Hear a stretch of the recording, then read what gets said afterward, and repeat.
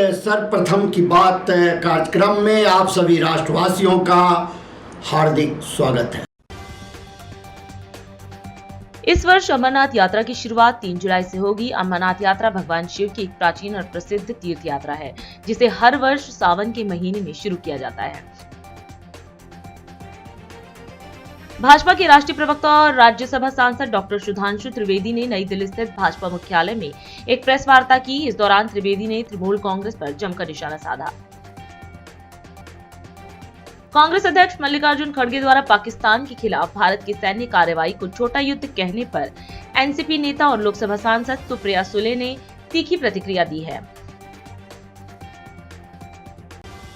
Congress party ने operation सिंदूर पर भारत सरकार के वैश्विक अभियान को एक पीआर अभ्यास करार दिया, जो ध्यान भटकाने का प्रयास था, जबकि पार्टी आतंकवादी हमलों, चीन और पाकिस्तान के बारे में वास्तविक मुद्दों पर उठा रही थी।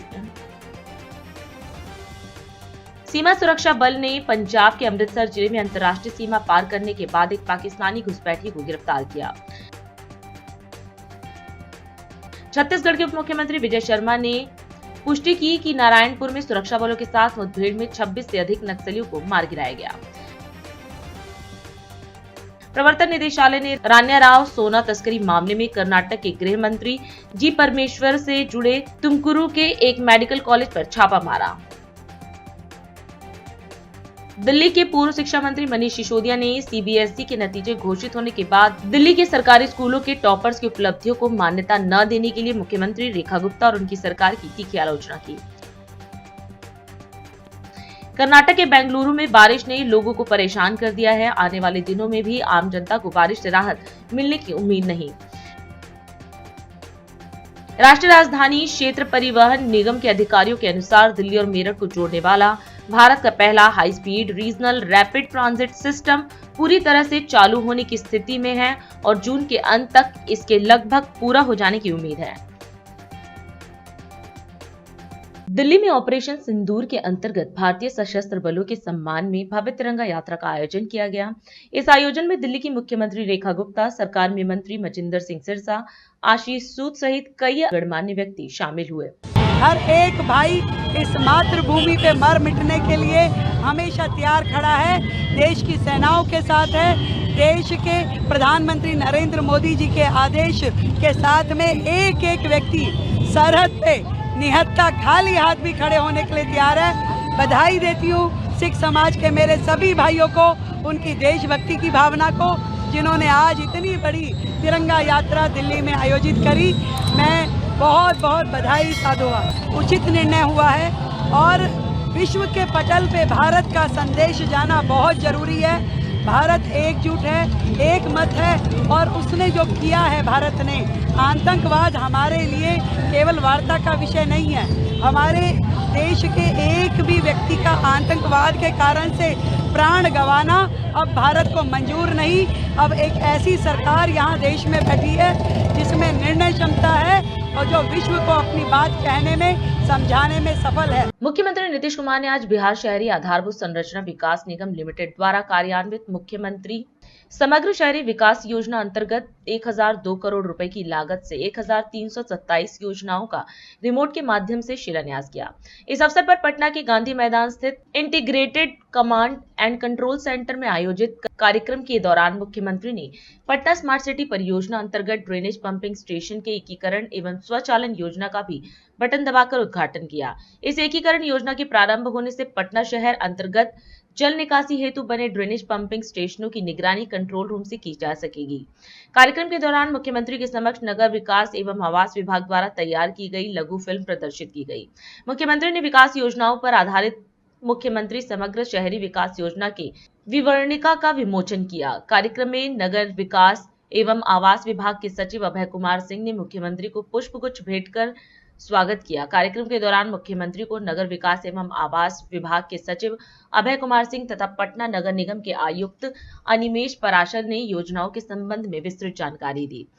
ज्ञातव्य है कि नगर विकास एवं आवास विभाग बिहार सरकार द्वारा शहरी क्षेत्रों में विकास को तीव्रता प्रदान करने हेतु जुलाई 2024 में मुख्यमंत्री समग्र शहरी विकास योजना कार्यान्वित की गई है। इसके अंतर्गत राज्य के शहरी क्षेत्रों में आधारभूत संरचनाओं का विकास यथा जल निकासी की व्यवस्था, सड़कों का निर्माण एवं जीर्णोद्धार, पार्कों का निर्माण, तालाबों घाटों का निर्माण एवं सौंदर्यीकरण जैसी योजनाएं शामिल हैं।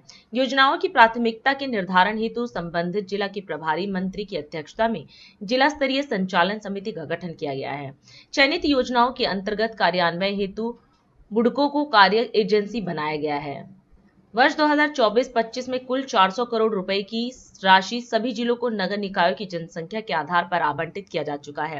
राज्य के सभी 38 जिलों में कुल 1327 योजनाओं का चयन किया गया है, जिसकी प्रकलित राशि लगभग 1002 करोड़ रुपए है। इसके अंतर्गत उत्तर बिहार के लिए कुल 624 योजनाओं की प्रशासनिक स्वीकृति प्रदान की गई है, जिसमें सड़क निर्माण हेतु 211, नाला निर्माण हेतु 97, सड़क सह नाला निर्माण हेतु 215, पार्क निर्माण हेतु 8, स्ट्रीट लाइट हेतु 56 एवं अन्य 37 योजनाएं शामिल हैं। इसी प्रकार दक्षिण बिहार के लिए कुल 703 योजनाओं की प्रशासनिक स्वीकृति प्रदान कर दी गई है, जिनमें सड़क निर्माण हेतु 199, नाला निर्माण हेतु 84, सड़क सह नाला निर्माण हेतु 313, पार्क निर्माण हेतु 10, स्ट्रीट लाइट हेतु 26 एवं अन्य 67 योजनाएं शामिल हैं। इस अवसर पर उप मुख्यमंत्री सम्राट चौधरी, उप मुख्यमंत्री विजय कुमार सिन्हा, जल संसाधन सह संसदीय कार्य मंत्री विजय कुमार चौधरी, नगर विकास एवं आवास मंत्री जिवेश कुमार, मुख्यमंत्री के प्रधान सचिव दीपक कुमार, मुख्य सचिव अमृतलाल मीणा, अन्य वरीय पदाधिकारी एवं कर्मचारी उपस्थित थे, जबकि वीडियो कॉन्फ्रेंसिंग के माध्यम से विभिन्न जिलों के प्रभारी मंत्री एवं जिलाधिकारी भी जुड़े हुए थे। मोतीनगर विधानसभा भाजपा द्वारा क्षेत्रीय विधायक हरीश खुराना के नेतृत्व में तिरंगा यात्रा का आयोजन किया गया। सूत्रों ने बताया कि यह यात्रा भारतीय सेना के पराक्रम के सम्मान में निकाली गई, जो बुधवार संध्या रमेश नगर मेट्रो स्टेशन से लेकर फन सिनेमा चौक तक आयोजित की गई। यात्रा के दौरान भाजपा कार्यकर्ताओं के साथ आम जनता ने भी उत्साह के साथ भाग लिया। आप भी देखें कार्यक्रम की विशेष झलक। देखिए, हमें अपनी भारतीय सेना पर विश्वास है, हमने अपनी भारतीय सेना पर गर्व है और जो कुछ हमने किया, हमारी सेना ने पाकिस्तान में घुसकर उसको जवाब दिया, ये हमें हर देशवासी को उस पर गर्व है। और उसी के नाते आज हम ये सॉलिडेरिटी दिखाने के लिए, हम ये एकता दिखाने के लिए कि हम भारतीय सेना के पीछे हैं, भारतीय सेना पे हमें गर्व है, इसके लिए आज ये यात्रा निकाली गई है। और एक बार फिर बोलना चाहूँगा, ऑपरेशन सिंदूर अभी ख़त्म नहीं हुआ है। आतंकवाद का जवाब भारतीय सेना हमारे घर में घुस के मारेगी, घर में घुस के जवाब देगी। इसलिए आज जो ये यात्रा निकाली गई है, भारतीय जनता पार्टी ने कहा है कि हम सब लोग, पूरी दिल्ली, पूरा देश, हम सब लोग अपने सेना के साथ हैं। उसी के नाते आज मोतीनगर विधानसभा में निकाली गई है। सब कार्यकर्ताओं का, मेरे मंडल अध्यक्षों का, चाहे वो दिव्या जी हो, के हो, अभिषेक हो, और मेरे कार्यकर्ताओं का बहुत बहुत धन्यवाद है, बधाई है, साधुवाद है कि उन्होंने इस तरह का ये प्रोग्राम ऑर्गेनाइज किया, लोगों को इकट्ठा करके एक संदेश दिया कि पूरा देश, पूरा मोतीनगर भारतीय सेना के साथ है। हजार सलाम है हमारे फौजी भाइयों को और हमारे माननीय मोदी जी प्रधानमंत्री जी को नमन करते हैं हम, जो उन्होंने इस मुकाम पे लाके हमें खड़ा कर दिया कि हमारे सामने कोई सामने खड़ा नहीं हो सकता। हमारे नरेंद्र मोदी जी भारत की सेना की और भारत देश की जो प्रचंड विजय हुई है ऑपरेशन सिंदूर में, उसके अवसर पर जो हमारे जवान अभी सेना में सेवा कर रहे हैं और हमारी जो उनकी धर्म पत्नियां, हमारी बहनें हैं, उनका सिंदूर आगे भी सलामत रहे, ताकि हमारे जवान सलामत रहें और इसी तरह देश की सेवा करते रहें। और जिस तरह ऑपरेशन सिंदूर कामयाब हुआ है, देश के हर दुश्मन पर हम हमेशा विजय पाएं, उनका हौसला बढ़ाने के लिए यात्रा है। आज ये हमारी जो सिंदूर सम्मान यात्रा है, भारतीय सेना के समर्थन में, आप देख रहे हैं डेली यात्राएं निकाली जा रही है। आज मोतीनगर विधानसभा की ये सिंदूर यात्रा है, जो आज अभी यहाँ से रमेश नगर मेट्रो स्टेशन शुरू होके मोतीनगर उधर तक जाएगी चल के, और लोगों में जोश और खरोश देखते ही बन रहा है सिंदूर को लेके, सिंदूर सम्मान यात्रा को लेके। आप जैसा कि देख ही रहे हैं, पूरे देश भर में ये यात्राएं निकाली जा रही हैं। हमें भारतीय सेना पर गर्व है और देश के नेतृत्व पर गर्व है। उन्होंने धर्म पूछकर मारा था, हमने उनका कर्म पूछकर मारा है और घर में घुसकर मारा है। तो आगे भी हमारा यही मिशन रहेगा। ऑपरेशन सिंदूर चालू है और चालू रहेगा। आज यात्रा अपना कहते हैं, मोदी जी ने इतना बढ़िया काम किया देश के लिए। आज हमारा देश का सम्मान पूरे वर्ल्ड में ऊंचा कर दिया है, और इससे ज़्यादा हम क्या कह सकते हैं। देश का नाम ऊंचा किया है, जो हमारे बहनों का बदला लिया है मोदी जी ने अपना बड़ा भाई बन के, हम बहुत बहुत इसके धन्यवादी हैं, शुक्रगुजार हैं, और 2029 में भी इनको ही प्रधानमंत्री देखना चाहेंगे। जो भारतीय सेना ने इतना गर्व का काम किया है, इतना पराक्रम बहादुरी से, हमें इस मोदी जी पे गर्व है। उन्होंने घर में घुस कर धर्म पूछ के मारा था, हम उनके घर में घुस के मारेंगे। अभी ऑपरेशन सिंदूर खत्म नहीं हुआ है, अभी इसको कामयाब रखेंगे और उनको पूरी तरह, हमारे को पूर्ण विश्वास है हमारी सेना पर और भारतीय सेना पर, हमें गर्व है। इसी जो उपलक्ष्य में हमने तिरंगा यात्रा निकाली, हम बहुत खुश हैं। भारतीय सेना जिंदाबाद। जैसे अभी कुछ दिन पहले जो कुछ लोग पूछते थे कि ये इतना बड़ा हादसा हुआ, मोदी जी क्या करेंगे, अब वो सारे लोग ये पूछते हैं मोदी जी क्या करने वाले हैं। ऑपरेशन सिंदूर अभी पूरा नहीं हुआ है, सिर्फ एक टेलर दिखाया गया है और टेलर से ही पाकिस्तान बौखला गया है, अभी पिक्चर बाकी है। मोदी जी से, क्योंकि हमारा जो ऑपरेशन सिंदूर हुआ, हमारी बहनों का खून का बदला, सिंदूर का बदला उन्होंने लिया और पाकिस्तान को सबक सिखाया है, इसीलिए हम बहुत खुश हैं। हमने आज तिरंगा यात्रा भी निकाली है अपने शहीदों के लिए, और जो वहाँ पुलवामा में शहीद हुए थे पहलगांव में, हमने उसके लिए ये यात्रा निकाली है। जम्मू कश्मीर के उपराज्यपाल मनोज सिन्हा ने पुंछ ब्रिगेड मुख्यालय का दौरा किया और सेना व बीएसएफ के जवानों से मुलाकात की। इस दौरान उन्होंने कहा कि भारतीय सशस्त्र बलों ने पाकिस्तान में 9 आतंकवादी ठिकानों को नष्ट किया है। दुश्मन घुटनों के बल आ गया और 3 दिन में बातचीत की गुहार लगाने लगा। उपराज्यपाल ने जवानों की बहादुरी की सराहना करते हुए कहा कि पूरे देश को आप पर गर्व है। सबसे पहले मैं आपको ऑपरेशन सिंदूर के विजय अभियान की अनंत शुभकामनाएं देता हूं। आज केवल भारत में नहीं, मुझे लगता है कि पूरी दुनिया में भारतीय सेना के शौर्य की चर्चा हो रही है, उसकी गौरव गाथा गाई जा रही है। आपने 6-7 की रात से जो काम शुरू किया, जहाँ तक भारत का सवाल है, भारत ने पहले ही स्पष्ट कर दिया जो बर्बर आतंकी हमला निर्दोष नागरिकों पर 22 अप्रैल को हुआ बैसरम घाटी पहलगाम में, उसके बाद ही भारत के माननीय प्रधानमंत्री जी ने कहा था कि आतंकवाद और उसको प्रश्रय देने वाले उनके आकाओं को सबक सिखाई जाएगी। हम सब जानते हैं कि कभी भारत युद्ध का पक्षधर नहीं है, लेकिन 22 अप्रैल के बाद मैं समझता हूँ कि पूरे देश में, जम्मू कश्मीर में भी एक बड़ा जबरदस्त आक्रोश था और इसलिए सरकार ने फैसला किया कि आतंकवादी कैंपों को, आतंकवादियों को और उनके आकाओं को सबक सिखाई जाएगी। 6 और 7 मई की रात को भारतीय सेना ने जो ऑपरेशन शुरू किया सिंदूर के नाम से, तो ये ध्यान रखा गया कि टेरर कैंप्स के अलावा मिलिट्री एस्टेब्लिशमेंट हो या सिविलियंस हो, इनको टारगेट हम नहीं करेंगे। आज पूरा देश जान रहा है, दुनिया जान रही है कि 9 ऐसे टेरर कैंप्स को भारतीय सेनाओं ने तबाह किया, सैकड़ों से ज्यादा आतंकवादी मारे गए और उसके बाद पाकिस्तान को बता भी दिया गया था, लेकिन आतंकवादियों और आतंकवादियों के कैंप पर हमले को पाकिस्तान ने खुद पर हमला माना और फिर आप तो प्रत्यक्ष गवाह हैं किस तरह से 1:30 बजे रात से उन्होंने पुंछ इलाके में फायरिंग शुरू की। जिस तरह से आपने साहस के साथ उसका जवाब दिया, मैं कह सकता हूं कि वहां तबाही ज्यादा हुई है, मंजर तबाही का उन लोगों ने देखा है। हमारे यहाँ भी सिविलियन, कई हमारे निर्दोष नागरिक शहीद हुए हैं, हमारे कुछ सेना के बीएसएफ के जवान शहीद हुए हैं, मैं उन सबको श्रद्धांजलि देता हूं। और मुझे लगता है कि महज 3 दिनों में ही दुश्मन घुटने पर पूरी तरह से आ गया था, पूरी दुनिया में गुहार लगाने लगा कि अब मुझे बचाओ। जैसा भारत सरकार ने पहले ही तय किया था कि हम युद्ध नहीं चाहते हैं, हम केवल आतंकवाद को खत्म करना चाहते हैं, उनके आकाओं को खत्म करना चाहते हैं।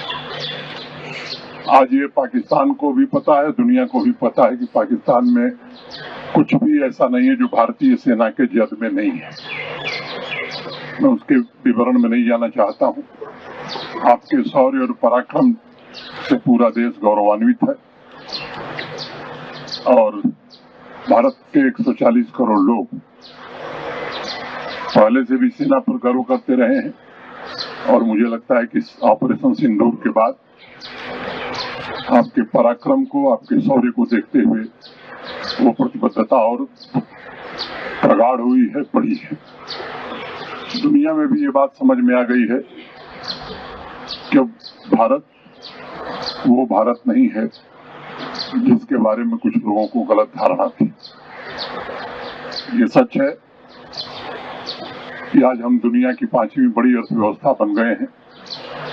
जल्द ही दुनिया की 4थी बड़ी अर्थव्यवस्था हम बनने वाले हैं। भारतीयों का सपना है एक विकसित भारत का। हम चाहते हैं कि हमारा हर नागरिक सम्मान से, सुविधाओं के साथ रह सके। लेकिन जो हमारा दुश्मन है वो कर्ज से इस तरह डूबा हुआ है कि लोगों को सामान्य नागरिक सुविधाएं और भोजन भी उपलब्ध नहीं करा रहा है। कर्ज लेकर के भी आतंकवाद को प्रश्रय देने की कोशिश करता है। इस बार जो सबक मिली है, मुझे लगता है कि निश्चित रूप से दर्द इतना है कि उसे याद रहेगा। लेकिन फिर ये बात कही जा सकती है कि जो आज भारत का संकल्प है, भारत की सरकार का, भारतीय सेनाओं का जो निश्चय है, अब की बार गलती करेगा तो मुझे लगता है कि ऐसा सबक मिलेगा कि उसकी 7 पीढ़ियां याद करेंगी। अभी समय है एक ब्रेक का। हम चलते हैं ब्रेक पर, आप कहीं जाए नहीं, छोटा सा ब्रेक। श्रेया फर्निशिंग लेकर आया है आपके लिए होम कलेक्शन, जिसमें आपको मिलता है upholstery fabric, designer curtains, home and office decoratives, carpets and sofa cover कम से कम दाम में कीर्ति नगर में आपके लिए उपलब्ध है। Powered by Kamal Buildtech Private Limited, fulfilling promises. With our professional team and experience of delivering projects, in past we guarantee you peace of mind and top quality work in an affordable price. और अधिक खबरों के लिए आप हमारे YouTube channel दैनिक India दर्पण को अभी सब्सक्राइब करें और नोटिफिकेशन के लिए बेल आइकन को प्रेस करना ना भूलें। राष्ट्र सर्वप्रथम की बात कार्यक्रम में ब्रेक के बाद एक बार फिर आप सभी राष्ट्रवासियों का स्वागत। रक्षा मंत्री राजनाथ सिंह ने उत्तर प्रदेश के मुख्यमंत्री योगी आदित्यनाथ के साथ लखनऊ स्थित के.एन. सिंह मेमोरियल अस्पताल की रजत जयंती समारोह में भाग लिया। इस अवसर पर राजनाथ सिंह ने अपने संबोधन में 25 वर्ष पूर्व अस्पताल के उद्घाटन के क्षणों को स्मरण किया और कहा कि वह के.एन. सिंह के विचारों और समर्पण से अत्यंत प्रभावित रहे हैं। रक्षा मंत्री ने कहा कि आज से 25 साल पहले जो सपना के.एन. सिंह ने देखा था वह आज साकार हो गया है। Doctor K. N.. Singh memorial hospital के 25th फाउंडेशन डे के इस शुभ अवसर पर आप सबके बीच आकर मुझे बेहद खुशी है। मैं आप सभी को इस अवसर पर अपनी हार्दिक शुभकामनाएं देता हूं। यह क्षण मेरे लिए भी बहुत नॉस्टैल्जिक है।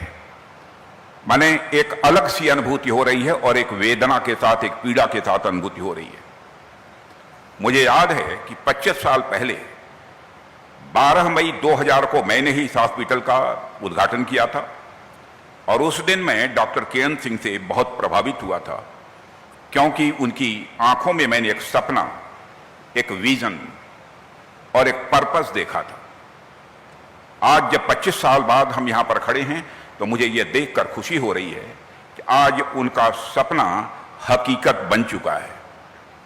मुझे बताया गया है कि आज उनकी पुण्यतिथि भी है।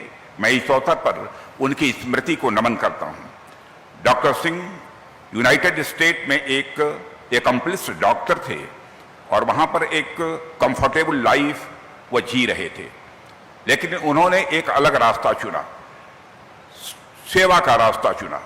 सब कुछ छोड़कर वह वापस भारत आए और सिर्फ एक ही उद्देश्य के लिए आए कि अपने लोगों की हमें सेवा करनी है।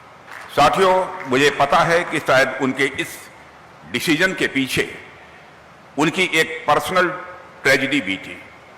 1997 में एक यात्रा के दौरान उनकी माताजी को हार्ट अटैक आया और दुर्भाग्यवश समय पर पर्याप्त चिकित्सा सुविधा न मिलने के कारण डॉक्टर सिंह अपनी माताजी को खो बैठे। उस दुखद क्षण ने उनके जीवन की दिशा बदल दी। उन्होंने ठान लिया कि अब वह लौटेंगे और ऐसी व्यवस्था बनाएंगे जहां किसी को इलाज के अभाव में अपनों को खोना न पड़े। मुझे बताया गया कि आजमगढ़ स्थित अपने पैतृक गांव के निकट भी जिला अंबेडकर नगर में उनके द्वारा स्थापित चिकित्सालय आज भी वहां के लोगों की सेवा कर रहा है। यह सेवा भावना उनके दिल से निकली थी और यही उनके व्यक्तित्व की मैं मानता हूं कि सबसे बड़ी विशेषता थी। साथियों, दुनिया में कुछ लोग किसी विशेष उद्देश्य के साथ आते हैं। ऐसा लगता है डॉक्टर सिंह भी उन्हीं लोगों में से एक थे। उनका पूरा जीवन मानव सेवा के उद्देश्य से ये जुड़ा हुआ था। मुझे देखकर बेहद खुशी होती है कि उनके जीवन मूल्यों को यह हॉस्पिटल आज चरितार्थ कर रहा है। भाजपा के राष्ट्रीय प्रवक्ता और राज्यसभा सांसद डॉक्टर सुधांशु त्रिवेदी ने नई दिल्ली स्थित पार्टी मुख्यालय में प्रेस वार्ता कर तृणमूल कांग्रेस पर तीखा हमला बोला। उन्होंने कहा कि देश में आज एक खास तरह की राजनीति चल रही है। उन्होंने पश्चिम बंगाल में न्यायालय द्वारा गठित एसआईटी की रिपोर्ट का हवाला देते हुए कहा कि टीएमसी सरकार की हिंदू विरोधी मानसिकता उजागर हो चुकी है। रिपोर्ट में टीएमसी नेताओं की संलिप्तता सामने आई है, जिसमें एक विधायक का नाम भी शामिल है। वर्तमान समय में देश में जिस प्रकार से एक विशिष्ट प्रकार की राजनीति चल रही है, जो देश की आंतरिक सुरक्षा और ताने बाने को ध्वस्त करने के लिए किसी भी कीमत तक जाकर कमर कसे हुए दिखाई पड़ती है, उसकी एक वानगी जो कई बार आप पश्चिम बंगाल में देख चुके हैं। आज न्यायालय द्वारा गठित एसआईटी की रिपोर्ट आने के बाद पश्चिम बंगाल की तृणमूल कांग्रेस सरकार हिंदू विरोधी निर्ममता अपने पूरे विद्रूप रूप में सामने आती हुई दिखाई पड़ रही है। इस एसआईटी का गठन न्यायालय के आदेश पर हुआ था, जिसमें 3 लोग सदस्य थे। एक registrar law national human right commission के थे और 2 सदस्य पश्चिम बंगाल की न्यायिक सेवा के थे, अर्थात एक मानवाधिकार आयोग से सदस्य थे और 2 पश्चिम बंगाल की न्यायिक सेवा वेस्ट बंगाल लीगल सर्विसेज थे। और उन्होंने 11 अप्रैल 2025 फ्राइडे यानी 11 अप्रैल जुमे के दिन 2 बजे से लेकर 4 बजे के बीच में जो घटनाएं हुई हैं उनके बारे में जो अपना ऑब्जर्वेशन दिया है, उससे तृणमूल कांग्रेस, इंडी गठबंधन और ये सेक्युलरिज्म के सो कॉल्ड सेल्फ चैंपियंस का नकाब पूरी तरीके से उतर गया है। इसमें जो फाइंडिंग्स आई हैं, पहला पॉइंट जो तृणमूल कांग्रेस ने यह प्रचार करने का, भ्रम पैदा करने का प्रयास किया था कि इसमें बाहर के लोग शामिल थे। उनके कुछ सांसदों ने दूसरे राज्यों के लोगों का नाम लिया था, विशेषकर उत्तर प्रदेश, बिहार का नाम लिया था, जो सरासर अनुचित है। परंतु इस फाइंडिंग में बहुत साफ साफ तौर पर तृणमूल कांग्रेस के नेता और एमएलए का नाम भी सामने आया है। और इसमें कहा गया है कि उनके 11 अप्रैल को, मैं इसको एज इट इज रीड करना चाहता हूं, all the attacks were carried out on the Friday 11th of April from 2 PM onwards under the instructions of local councillor and police and administration done nothing। दूसरा विषय यह आया कि एक कुल मिलाकर इसमें बताया गया कि total of 113 houses were damaged and they even fled to Malda. जो ये कहने का प्रयास किया गया था कुछ नेताओं के द्वारा कि ऐसा तो कुछ खास हुआ ही नहीं, कोई महत्वपूर्ण, कोई ऐसी उल्लेखनीय घटना नहीं हुई, ये बात बिल्कुल साफ सामने आई कि 113 जो हाउसेज थे वो पूरी तरीके से विध्वंस हुआ और लोगों को वहां से पलायन करने पर बाध्य होना पड़ा। इसी के साथ साथ यह भी बात सामने आई कि पुलिस ने कई मौकों के ऊपर जो उनकी प्रोसीडिंग्स में, और ये जो तृणमूल कांग्रेस के नेता का नाम ये पेज नंबर 5 के ऊपर अपनी फाइंडिंग्स में लिखा हुआ है। फिर यह बताया गया कि they want a permanent BSF camp and central arm police for their own protection. यानी पहले तो लोगों के घर विध्वंस हुए, फिर लोगों को पलायन पे बाध्य होना पड़ा और पश्चिम बंगाल की पुलिस पर उनका इतना विश्वास हो गया कि वो सीमा सुरक्षा बल और केंद्रीय सुरक्षा बलों के ही कैंप में रहने के लिए उद्यत थे। यह भी बात सामने आई है कि residents of Shamsherganj, Hijaltala, Shulutala, Digri, they came masking up their faces, यानी ये भी बात साफ आई कि चेहरा छुपाकर लोग सुनियोजित ढंग से हिंसा करने के लिए आए थे। मुझे लगता है कि अब इसके बाद पश्चिम बंगाल सरकार के पास किसी प्रकार का मुंह नहीं रह गया है ये कहने का कि वहां पर हिंसा नहीं हुई थी। हम भारतीय जनता पार्टी की तरफ से स्पष्ट रूप से पूछना चाहते हैं कि न्यायालय के द्वारा गठित एसआईटी में यह तथ्य आने के बाद तृणमूल कांग्रेस के नेताओं पर ममता बनर्जी जी कब कार्रवाई करेंगी और अपने नेताओं के अपमानजनक और मारे गए लोगों का उपहास उड़ाने वाले बयानों के लिए कब माफी मांगेंगी। राष्ट्रीय आपदा मोचन बल द्वारा आयोजित तृतीय पर्वतारोहण अभियान शौर्य का फ्लैग ऑफ समारोह देहरादून में संपन्न हुआ। मुख्यमंत्री पुष्कर सिंह धामी ने इस अवसर पर पर्वतारोहियों को हरी झंडी दिखाकर रवाना किया। यह साहसी टीम उत्तरकाशी, गंगोत्री, चिरबासा, भोजवासा, तपोवन और कीर्ति ग्लेशियर होते हुए 6,832 मीटर ऊंची केदार डोम चोटी फतह करेगी। मुख्यमंत्री ने अभियान दल को शुभकामना दी और कहा कि एनडीआरएफ हर आपदा में साहस, समर्पण और सेवा की मिसाल रही है। शौर्य अभियान इसी जज्बे का प्रतीक है। मैं आज इस फ्लैग ऑफ के अवसर पर आप सभी के इस मुख्य सेवक सदन में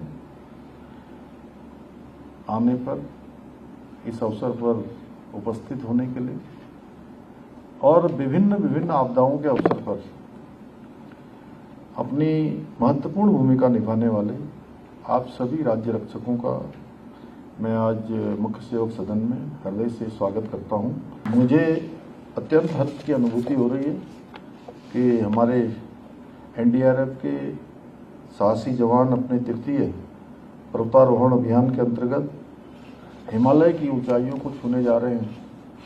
चोटियों तक आप सब पहुंचेंगे। पहले से ही मैं आपको बहुत शुभकामनाएं देता हूं। साथियों, मुझे बताया गया है कि आप सभी इस अभियान में देहरादून, उत्तरकाशी, गंगोत्री, चिरबासा, भोजवासा, तपोवन तथा कीर्ति ग्लेशियर होते हुए लगभग 6,832 मीटर ऊंची केदार डोम चोटी को फतह करने के लिए जा रहे हैं। ये केदारनाथ चोटी की मुख्य चोटी से लगभग 2 किलोमीटर की दूरी पर स्थित है। इस चुनौतीपूर्ण ट्रैक को पूरा करने में आप सभी को कठिन संघर्ष करना होगा।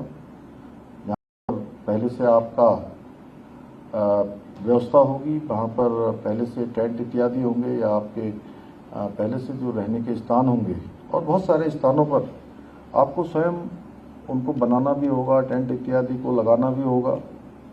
और ये दुर्गम पर्वतीय रास्ते हैं जहाँ हिमनदों और अत्यंत जो परिस्थितियां बहुत विपरीत होती हैं, उन सभी का आपको सामना करना पड़ेगा। परंतु मुझे विश्वास है कि आप सभी न केवल इस अभियान में सफल होंगे, बल्कि इस कठिन ट्रैक पर आने वाले अन्य जो हमारे पर्वतारोही हैं, उनके लिए भी एक मार्ग प्रशस्त करेंगे। आने वाले समय में उनके लिए भी एक पाथेय का काम आप सबके माध्यम से होगा। आप ये सोचकर अपनी इस यात्रा को आगे बढ़ाएंगे।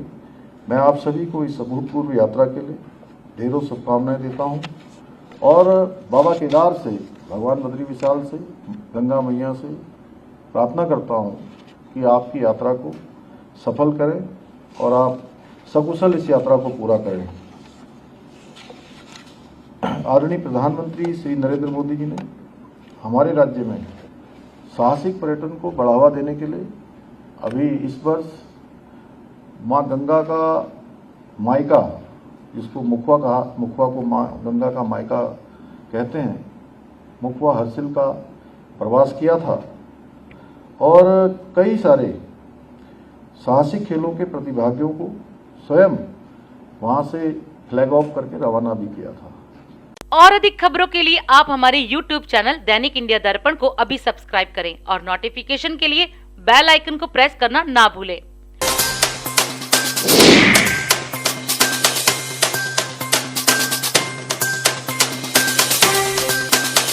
आज हम इस कार्यक्रम में आपसे विदा लेते हैं। आप अन्य खबरों के लिए बने रहे।